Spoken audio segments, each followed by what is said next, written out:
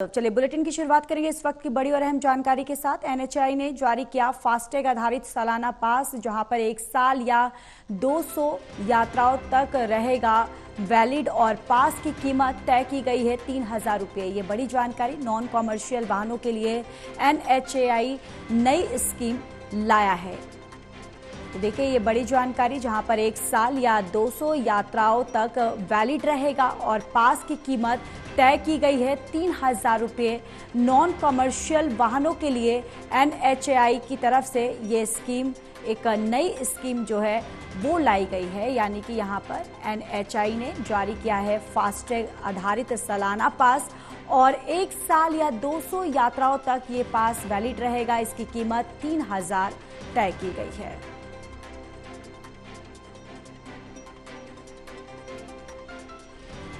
और ये बड़ी जानकारी, एनएचएआई ने फास्टैग पास जो है वो पास किया है और इसके बाद 1 साल या 200 यात्राओं तक वैलिड रहेगा ये पास और इसकी कीमत 3,000 रुपये बताई जा रही है।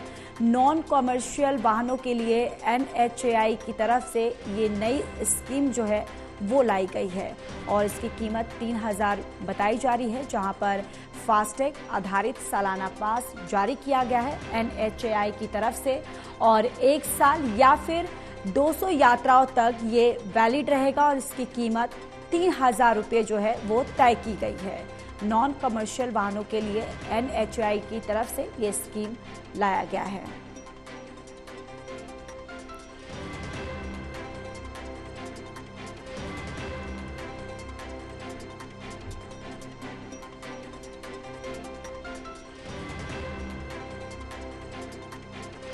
और देखिए ये बड़ी जानकारी, जहां पर एनएचएआई की तरफ से फास्टैग आधारित सालाना पास जारी किया गया है।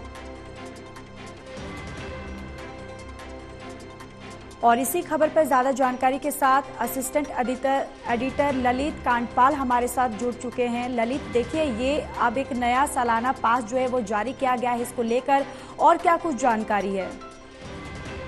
देखिए अभी जो जानकारी निकलकर सामने आई है, जो मंत्रालय की ओर से जानकारी आई है, उसके अनुसार जो है अब आपको 3,000 रुपए का एक पास की सुविधा मिलेगी। ये सुविधा नॉन कमर्शियल व्हीकल्स के लिए होगी। 3,000 रुपए के इस पास में या तो आप 200 ट्रिप पूरे कर लीजिए और या फिर आप 1 साल तक ये पूरा जो है टोल वैध रहेगा।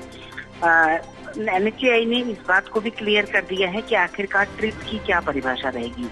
एक टोल को पार करने पर एक ट्रिप माना जाएगा, यानी कि अगर आप यहाँ से आगरा जाते हैं और आगरा जाने में 5 टोल पड़ते हैं तो आप ये समझ के चलिए कि आपके 5 ट्रिप जो है वो काउंट हो जाएंगे। यानी कि 200 टोल पार करने पर जो है उसके बाद ये 3,000 रुपए खत्म हो जाएंगे। तो इस तरीके से एनएचएआई ने लगभग इसको एक तरीके से डिसाइड किया है।